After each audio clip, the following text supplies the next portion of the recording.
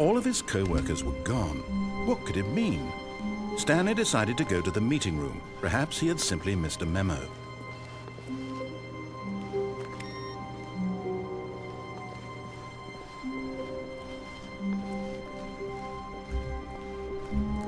When Stanley came to a set of 2 open doors, he entered the door on his left.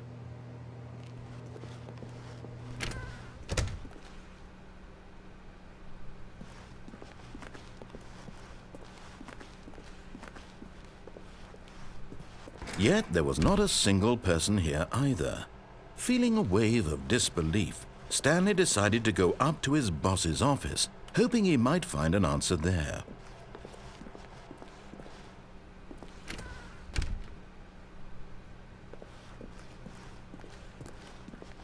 Coming to a staircase, Stanley walked upstairs to his boss's office.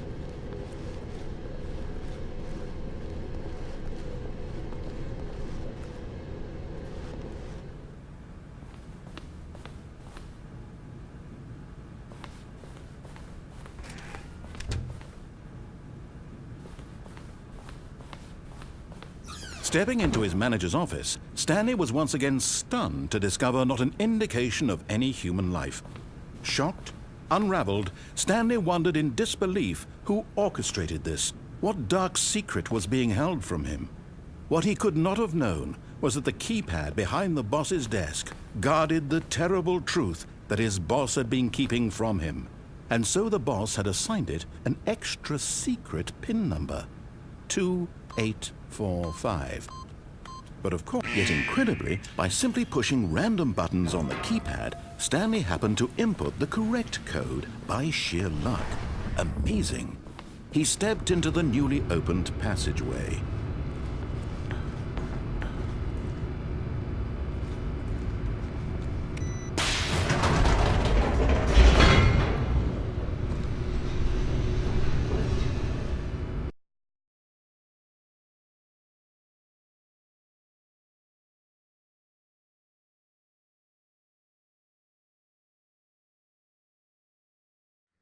Descending deeper into the building, Stanley realized he felt a bit peculiar. It was a stirring of emotion in his chest, as though he felt more free to think for himself, to question the nature of his job. Why did he feel this now, when for years it had never occurred to him? This question would not go unanswered for long.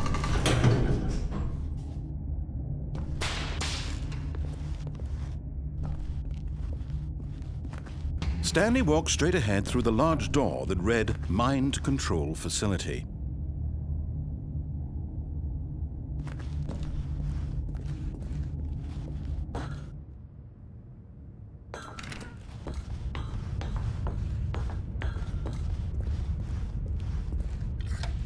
The lights rose on an enormous room packed with television screens.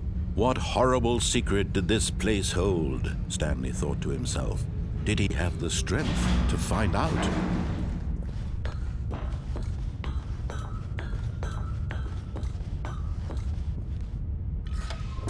Now the monitors jumped to life, their true nature revealed.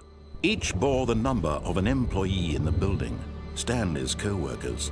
The lives of so many individuals reduced to images on a screen, and Stanley, one of them, eternally monitored in this place where freedom meant nothing.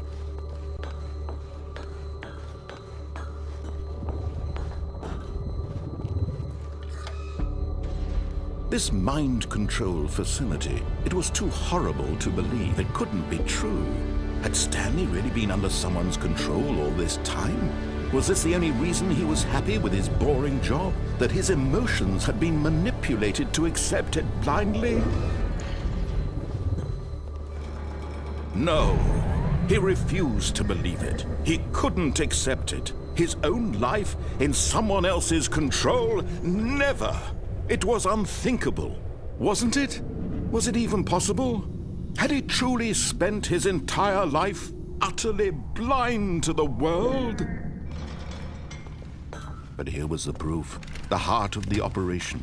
Controls labeled with emotions, happy or sad or content. Walking, eating, working, all of it monitored and commanded from this very place. And as the cold reality of his past began to sink in, Stanley decided that this machinery would never again exert its terrible power over another human life. For he would dismantle the controls once and for all. Oh, Stanley, you didn't just activate the controls, did you? After they kept you enslaved all these years, you go and you try to take control of the machine for yourself. Is that what you wanted? Control? Oh, Stanley, I applaud your effort, I really do. But you need to understand, there's only so much that machine can do. You were supposed to let it go, turn the controls off, and leave. If you want to throw my story off track, you're going to have to do much better than that.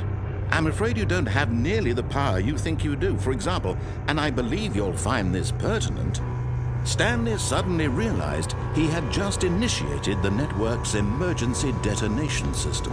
In the event that this machine is activated without proper DNA identification, nuclear detonators are set to explode, eliminating the entire complex. How long until detonation then? Let's say 2 minutes. Now this is making things a little more fun, isn't it, Stanley?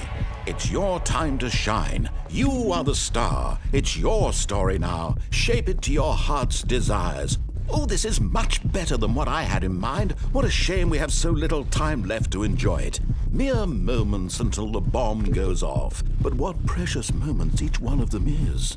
More time to talk about you, about me, where we're going, what all this means. I barely know where to start. What's that? You'd like to know where your co-workers are? A moment of solace before you're obliterated? All right, I'm in a good mood. You're gonna die anyway. I'll tell you exactly what happened to them. I erased them. I turned off the machine. I set you free. Of course, that was merely in this instance of the story. Sometimes when I tell it, I simply let you sit there in your office forever, pushing buttons endlessly and then dying alone. Other times, I let the office sink into the ground, swallowing everyone inside, or I let it burn to a crisp. I have to say this, though, this version of events has been rather amusing. Watching you try to make sense of everything and take back the control wrested away from you, it's quite rich. I almost hate to see it go. But I'm sure whatever I come up with on the next go-around will be even better. My goodness, only 34 seconds left. But I'm enjoying this so much. You know what? To hell with it. I'm going to put some extra time on the clock. Why not? These are precious additional seconds, Stanley. Time doesn't grow on trees. Oh dear me, what's the matter, Stanley? Is it that you have no idea where you're going or what you're supposed to be doing right now? Or did you just assume when you saw that timer that something in this room was capable of turning it off? I mean, look at you.